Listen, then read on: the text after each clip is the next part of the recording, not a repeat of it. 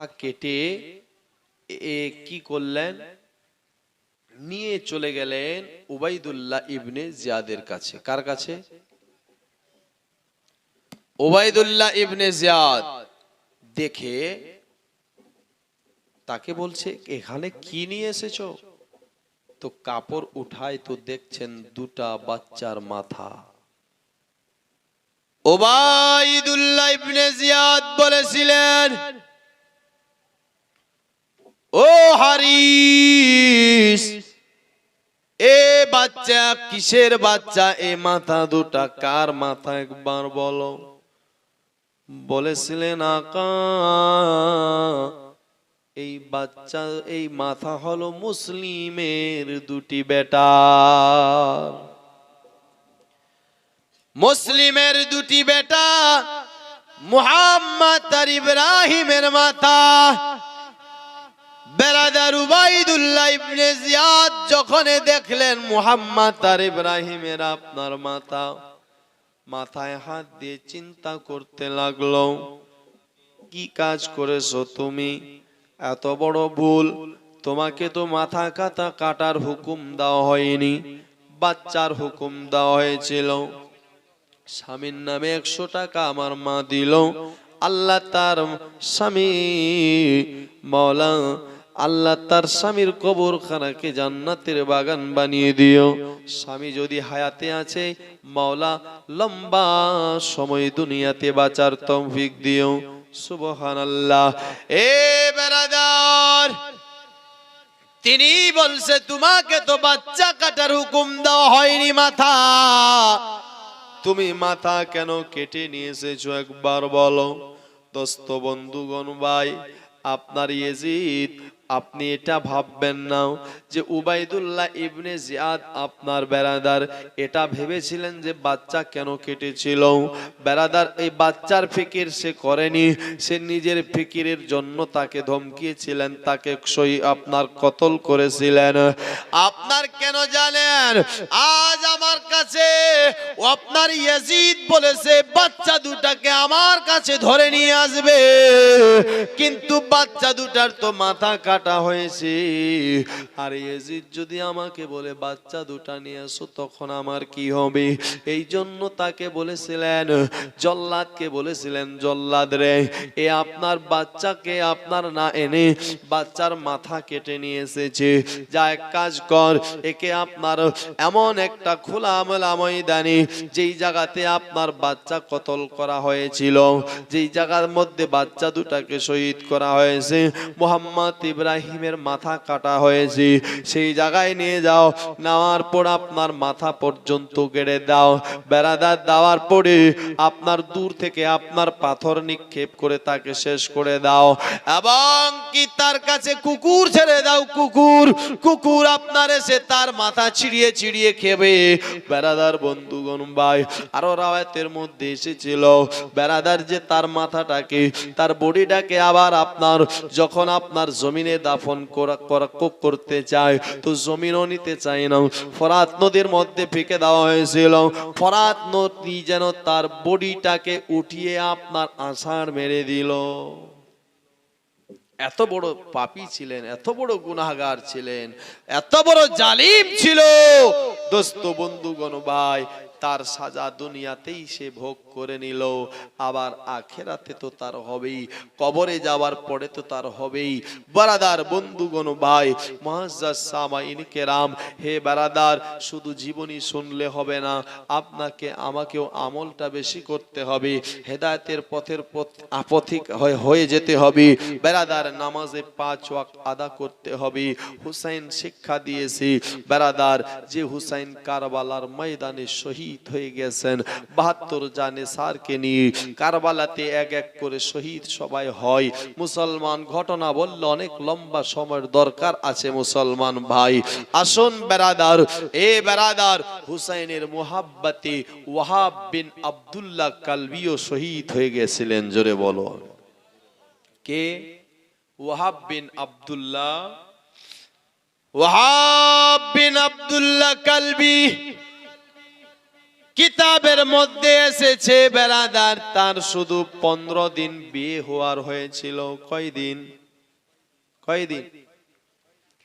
15 দিন বিয়ের। বেরাদার, আমার বেরাদার, তার মা ছিল একজন বুড়ি মা। এ বুড়ি মাটার সাহারা ছিলেন বেরাদার তার ওই বেটা। ও বেটা ছিলেন তার সাহারা, বেটা ছিলেন তার খুঁটি, বেটা ছিলেন তার খাম্বা। যদি বেটা আপনার চলে যায় আর তার খাম্বা থাকবে না, খুঁটি থাকবে না ভাই। কিন্তু তার মা একদিন এসে বলতেছেন, হে আমার লাল, হে আমার বেটা ওয়াহাব বিন আব্দুল্লাহ কালবি রে, আমি তোমায় একটা প্রশ্ন করতে চাই বেটা। প্রশ্ন কি? প্রশ্ন বলো মা। বলে, আমার লাল, দুনিয়ার বুকে কোন সন্তান নিজের মায়ের দুধের ঋণ আপনার শোধ করতে পারেনি রে। তবে আমি চাই, আমি তোমাকে একটা অফার দিব। অফার বেটা, যদি এই কাজটা করতে পারো রে, আমি মা দুধের ঋণ তোর উপর রাখবো না। জোরে বলো সুবহানাল্লাহ। আমি মা তোর উপর বেটা দুধের ঋণ রাখবো না, শোধ করে দেব। আপনার বেরাদার তার বেটা আব্দুল্লাহ কালবি বলেছিলেন, মা বলেন আপনি কি বলতে চান? আপনি আমাকে কি দিয়ে বুঝাতে চান? একবার বলো মা। বলেছেন, লাল, হে আমার বেটা রে, বর্তমান কারবালাতে আপনার হুসাইন এসেছে, নবী বাগের ফুল এসেছে, আওলাদে রসুল এসেছে। হুসাইন বিপদে আছে, হুসাইনের পক্ষ থেকে তুই যুদ্ধ করবি, যুদ্ধ। ওরে আমার লাল, কারবালার ময়দানে গিয়ে শহীদ হয়ে যাবি। আমি মা দুধের ঋণ আর রাখবো না। জোরে বলুন সুবহানাল্লাহ। দোস্ত বন্ধুগণ, ভাই বাবাজি, তার আপনার মনে স্বপ্ন ছিল বেটা, যেন আমি হাসরের ময়দানে এটা বলতে পারি, নবীর বেটি ফাতেমার সামনে, ফাতেমা, আমিও হলাম একজন হুসাইন, আমিও হলাম একজন শহীদের মা। জোরে বলো সুবহানাল্লাহ। আমিও হলাম একজন শহীদের মা। ওরে মা, ওরে বেটা, তুমি কি পারবা এই কাজটা করতে? একবার বলো। বেরাদার তার বেটা বলেছিলেন, ওগো আমার মা, তুমি তো জানো আমার বিয়ের শুধুমাত্র 15 দিন, বা কিতাবে এসেছেন 17 দিন। বেরাদার বলেছেন, মা, আমার বিবির সঙ্গে একটু আমি শুধু কথা বলেনি, তারপর আমি যাব। বেরাদার আপনার বিবির কাছে যাচ্ছিল। মা আবার বলছি, আমার লাল, বিবির কথা শুনে আবার ভটকে যাস না, মায়ের কথা ভুলে যাস না। হে বেরাদার বন্ধুগণ, ভাই বেরাদার ওয়াহাব বিন আব্দুল্লাহ কালবি বলছেন, মা গো মা, চিন্তা করবেন না মা, চিন্তা করতে হবে না গো মা, আপনি চিন্তা করবেন না। দোস্ত আপনার গেল ঘোড়া নিয়ে দৌড়াতে দৌড়াতে বিবির কাছে গেল। বিবির কাছে যাওয়ার পরে বিবিকে ডাকলো, বিবি যেন আপনার আসলো। বিবি আপনার বলেছেন, আমার মাথার তাস গো অর্ধিঙ্গিনী, বলেন আপনি কি বলতে চান? দোস্ত বন্ধুগণ, ভাই বাবাজি, স্বামী বলেছিলেন, বিবি রে, আমি যাব কারবালায়। ও বিবি, তবে আমি তোমায় কিছু বলতে চাই। বিবি বলতে কি জানো? শুধুমাত্র 15 থেকে 17 দিন তোমার আমার বিয়ের হলো। বিবি রে, তুমি তো আমার জন্য, তুমি তোমার বাপকে ভুলে গেছো, তুমি তোমার বাপকে আমার জন্য কুরবান করে দিয়েছো, তুমি আমার জন্য তোমার বাপকে ছেড়ে চলে এসেছো, আমার জন্য তুমি তোমার ভাইকে ছেড়ে দিয়েছো, আমার জন্য তোমার নানা নানিকে ছেড়ে দিয়েছো, আমার জন্য তোমার বাড়ি ঘর ছেড়ে দিয়েছো। ও বিবি বিবি, তুমি শুধু আমার জন্য আপনার বাড়ির সবাইকে ছেড়ে দিয়ে আমার পাশে চলে এসেছো বিবি। তবে শোনো রে, আমি তোমায় কিছু নসিহত করতে চাই রে বিবি।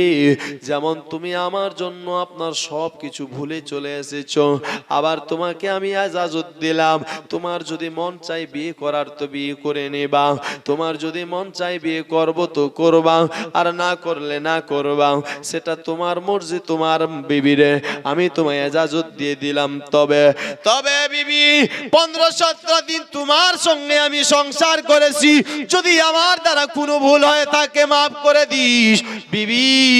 আমি যাচ্ছি কারবালায়, দোস্ত বন্ধু গণ ভাই, হে বাবাজি বারাদার, বিবি স্বামীর হাত দিয়ে, বিবি আপনার স্বামীর আপনার মুখে হাত দিয়ে বলেছিলেন, স্বামী গো আপনি আমায় কি কথা বলছেন, আপনি আমায় বলছেন বিয়ে করলে করে নিস, বিয়ে করার ইজাজত দিচ্ছেন। ওগো আমার মাথার তাজ, আমার বিয়ে করার আর অন্য কোনো এরাদা নাই। ওগো স্বামী, আমারও একটাই শুধু স্বপ্ন ছিল, আমার স্বামী যদি কারবালার ময়দানে গিয়ে শহীদ হয়ে যেতে পারে, তো একদিন নবীর বেটি ফাতেমার সামনে আমিও বলবো আমিও একজন শহীদের বিবি। সুবহানাল্লাহ, সুবহানাল্লাহ। আমিও একজন শহীদের বিবি। দোস্ত বন্ধুগণ ভাই বাবাজি, কে ছিলেন এরা গো বেরাদার? ইনি গেলেন, যাওয়ার পরে আপনার যেন কারবালাতে শহীদ হয়ে গেল। বেরাদার যখন শহীদ হয়ে যায় তো তার মা আপনার দেখছে, বেরাদার ওই ছেলের আগে পিছে দেখছে বডির মধ্যে। লোকেরা বলছেন, মা আপনি কি দেখছেন আপনার ছেলের বডিতে?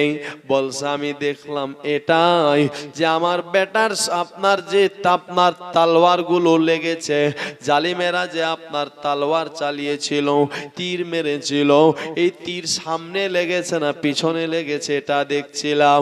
বলছিলেন, মা কেন সামনে আর পিছনে দেখছিলেন, একটাই কারণটা কি একটুখানি বলেন? বলে কারণ হলো একটা, আমি এটা দেখতেছিলাম আমার ছেলে বাহাদুর ছিল না কমজোর ছিল। বলছে, মা এটা কেমন করে? বলছে, আমার ছেলের যদি পিঠের দিকে আপনার তালোয়ার গুলো লাগতো, তীর গুলো লাগতো, তো আমি বুঝে যেতাম আমার ছেলে সে 22,000-কে দেখে দৌড়াচ্ছিল আর পালাচ্ছিল, তাই পিছন দিকে লেগেছে। কিন্তু আমি দেখছি আমার ছেলে আপনার বাহাদুর ছিল, আমার ছেলেকে যত তালোয়ার তীর বল্লম বর্ষাত লেগেছে সব দেখছি সিনার মধ্যে লেগেছে। জোরে বলো সুবহানাল্লাহ, সুবহানাল্লাহ। কোথায় লেগেছে? সবগুলো সিনাতে লেগেছে, সিনাতে। দোস্ত বন্ধুগণ ভাই, এভাবে এক এক করে শহীদ হতে থাকছেন, হয়ে যাচ্ছেন।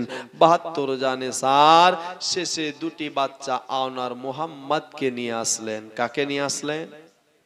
আওন আর মুহাম্মদ, ছোট্ট দুজন বাচ্চা। এদের বয়স 6 বছর 8 বছর বয়স। কয় বছর? জাইনাবের দুটি ছেলে, বেরাদার মুহাম্মদ আর মুহাম্মদ। জাইনাব যেন ভাই হুসাইনের কাছে এসেছে। বেরাদার খিমার মধ্যে 3 দিন হয়ে গেল, পানি নাই। কি নাই? খিমাতে 3 দিন ধরে পানি নাই মুসলমান। যখন খিমার মধ্যে পানি পাওয়া যায় না বাবাজি, আপনার 3 দিন হয়ে গেল, সবার গলা তো আপনার শুকিয়ে গেল, সবাই তো আপনার আর ছটফট করছিল।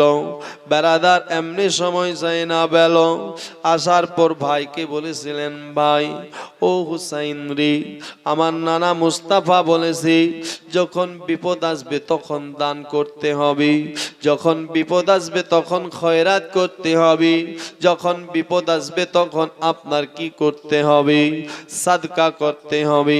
ভাই হুসাইন, আমরা সাদকা করব এমন আমাদের খিমাতে কিছু নাই, আমরা আপনার দান করব এমন খিমাতে আমাদের কিছু নাই, করার মতন এমন কিছু নাই।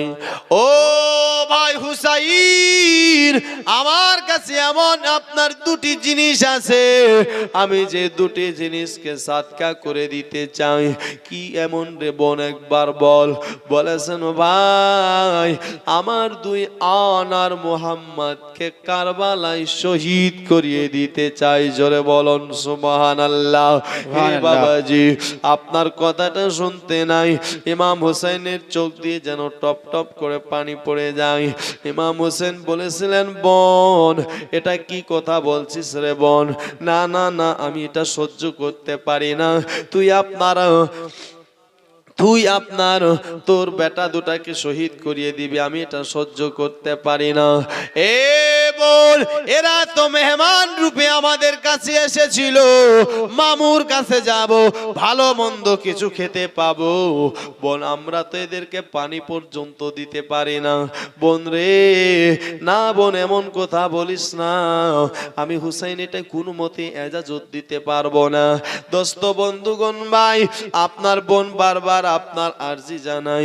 বোন আপনার যখন বলে, আপনার হুসাইন যখন কথা শুনছিল না মুসলমান, এদিকে আনার মোহাম্মদ দেখছেন আমার মা তো বারবার মামুর কাছে আবদার করে শুনছে না, আমরা ছোট্ট বলে তাই আপনার মানছে না। আনার মোহাম্মদ দুটি তলোয়ার নিয়ে মামুর কাছে চলে এসেছে। আসার পর বলেছেন, মামু জান, ও মামু গো, আপনি আমাদের ছোট মনে করবেন না মামু, আপনি এটা ভাববেন না আমরা দুজন ছোট, আপনি এটা ভাববেন না আমরা 3 দিনের পিপাসায় ক্লান্ত। মামু গো, দেখেন আমরা আনার মুহাম্মদ আপনার ভাগনা তলোয়ার নিয়ে রেডি হয়ে গেছি মামু, একবার শুধু আপনি ইজাজত দেন, খোদার কসম মামু আপনাকে আর কারবালা যেতে হবে না, আমরা দুবাই 22,000কে জাহান্নাম পাঠিয়ে দেব। সুবহানাল্লাহ, সুবহানাল্লাহ। আমরাই দুইজনে জাহান্নামের রাস্তা দেখিয়ে দেব। মামু আপনি একবার শুধু এজাজতটুকু দেন। বেরাদার বন্ধুগণ ভাই, ইমাম হোসেন তাদের সান্ত্বনা দিল, না রে মা ভাগেনা, না বেটা, আমি তোদের ইজাজত দিতে পারি না রে বেটা, তোমরা চলে যাও চলে যাও চলে যাও। দুজন যেন চলে গেল, মামু কথা শুনলো না। সাইনা বাবার এসে ভাইকে বলেছিলেন, ভাই একবার এজাজত দিয়ে দেন, ওরে ভাই এজাজত দেন, ওরে ভাই এজাজত দেন। কিন্তু ভাই কোনো মতে এজাজত দেয় না সলমান ভাই। ফাতেমার বেটি জাইনাব চোখ দিয়ে টপ টপ করে পানি ফেলাই আর বলতেছেন, ভাইরি আজ তুমি আপনার এজাজত দিতে চাচ্ছ না, কিন্তু কাল কিয়ামতের ময়দান হবে, হাসরের দিন হবে, রাসূলুল্লাহ দাঁড়িয়ে থাকবে, মা আমার ফাতেমা থাকবে, আলী শেরে খোদা থাকবে, নবীর সাহাবাগণেরা থাকবে, আপনার সবাই সেই জায়গার মধ্যে উপস্থিত থাকবে। আর আমার মা ফাতিমা আমাকে বলবে, বেটি রে, ও যায়নাব বল, তুই আমার বেটার জন্য কারবালাতে কি করেছিস একবার বল। ওগো ভাই বল না, সেদিন আমি আমার মায়ের সামনে কি জবাব দেব? আমি তো সেদিন মায়ের সামনে কোনো কথা বলতে পারবো না, আমি তো সেদিন আপনার শর্মিন্দা হয়ে চুপচাপ থেকে থাকতে হবে। আর আজ যদি আমার মোহাম্মদ তার আন যদি আপনার কুরবান হয়ে যায়, কারবালাতে শহীদ হয়ে যায়, আমি যদি কারবালায় শহীদ করাতে পারি, আর আমার মা যদি আমাকে বলবে, বেটি রে বল তুই কারবালাতে আপনার কি করেছিলি? আমি সেই দিন বলতে পারবো, আমি আমার মাথাটা নত করতে হবে না সেই দিন। আমি আপনার সেই দিন মায়ের সামনে দাঁড়িয়ে বলতে পারবো, মা, ও মা ফাতেমা, ও মা, দেখো মা, দেখো তোমার হুসাইনের জন্য আমি কারবালাতে আমার দুটি কলেজার টুকরাকে শহীদ করে দিয়েছি। সুবহানাল্লাহ সুবহানাল্লাহ। জোরে বলো। আমি আমার আপনার আর মুহাম্মদকে শহীদ করে দিয়েছি। আর ইমাম হোসেন শহীদ হলো নবীর জানের জান, শহীদ হলো ইমাম হোসেন নবীর জানের জান। রক্ত লালে লাল হইল কারবালার ময়দান, রক্ত লালে লাল হইল কারবালার ময়দান। শহীদ হলো ইমাম হোসেন নবীর জানের জান, রক্ত লালে লাল হইল কারবালার ময়দান। ভাইরি রক্ত লালে লাল হইল কারবালার ময়দান। দুধের শিশু আলী আসগর, দুধের শিশু আলী আসগরে পানি চাইলো মায়ের ধারে। দুধের শিশু আলী আসগরে পানি চাইলো মায়ের ধারে। আর পানি পানি বলে সে যে, পানি পানি বলে সে যে দিয়ে দিল জান। রক্ত লালে লাল হইল কারবালার ময়দান। ভাইরে রক্ত লালে লাল হইল কারবালার ময়দান। শহীদ হলো ইমাম হোসেন নবীর জানের জান, রক্ত লালি লাল হইল কারবালার ময়দান। আয়াজিদ সন্ন্যাসী মারেছি হুসাইনের বুকে বসে, ইয়াজিদ সীমার সন্ন এসে হুসাইনের বুকে বসে। আর ছুরি দিয়ে কাটবে গলা, ছুরি দিয়ে কাটবে গলা, বাঁচবে না আর প্রাণ। রক্ত লালে লাল হইল কারবালার ময়দান। ভাইরে রক্ত লালে লাল হইল কারবালার ময়দান।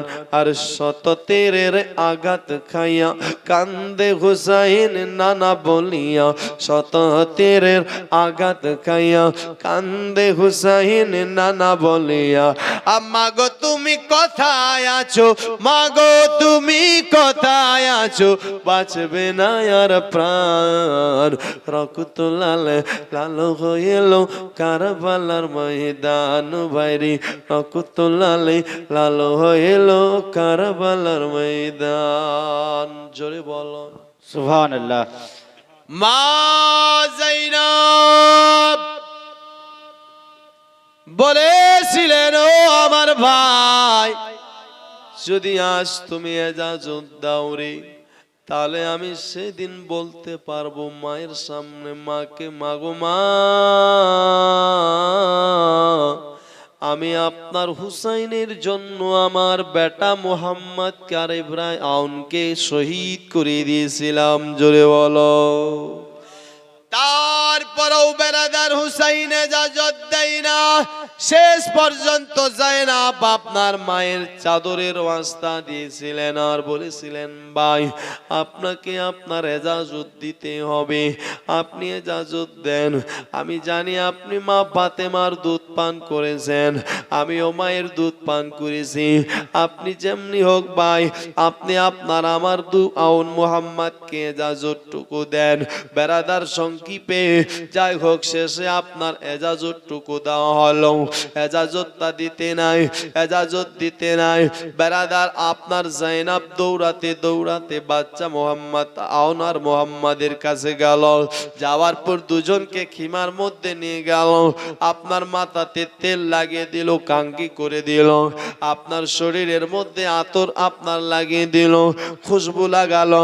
আপনার জুব্বা পড়ালো, পাগড়ি পড়ালো, এমন সাজগোজ সাজালো। বেরাদার তার ভাবিরা তাকে জিজ্ঞেস করেছিলেন, জাইনাব রে, শেহরবানু বলেছিলেন, জাইনাব এদের কেমন কিসের সাজ সাজাচ্ছ একবার বলো, কিসের সাজ সাজাচ্ছ, কেমন আপনার সাজাচ্ছ একবার বলো। জাইনাব বলেছিলেন, ভাবি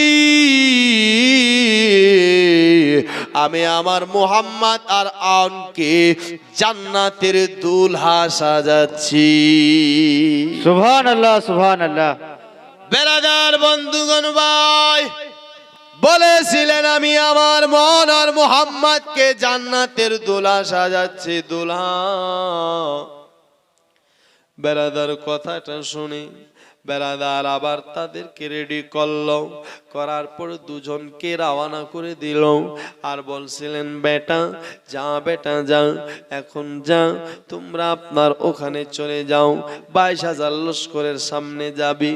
তবে আপনার এমন লাগছিল যখন তারা খেমা থেকে বার হয়েছিল, এত সুন্দর তাদের চেহারা ছিল, মনে হয় আকাশ থেকে পূর্ণিমার চাঁদ নেমে এসেছিল। জোরে বলুন সুবহানাল্লাহ।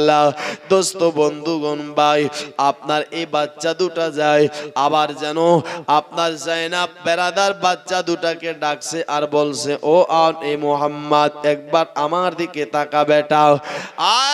বেটা আমি মাকে একবার দেখে নে, আর দেখা হবে না রে লাল, দেখা হবে হাসরের ময়দানে। আবার বাচ্চা দুটা যাচ্ছিল, আবার মা ডেকে বলেছিলেন, লাল একবার আমার দিকে তাকাও, একবার আমার কথাটা শুন বেটা, আমি মা তোমার আজ আপনার জালিমদের কাছে পাঠালাম, আমাকে মাফ করে দিবি বেটা, আমি তোদের পানি দিতে পারিনি, খেতে দিতে পারিনি, হে আমার লাল আমাকে ক্ষমা করে দিস বেটা। তবে আর বেশিক্ষণ দেরি হবে না, কিছুক্ষণের মধ্যে আমার নানা মুস্তাফা তোদের জন্য হাউজে কাউসারের পানি রেডি করে রেখেছে। জোরে বলুন সুবহানাল্লাহ। দোস্ত বন্ধুগণ ভাই, আবার যায়না বলতেছে, হে আমার বেটা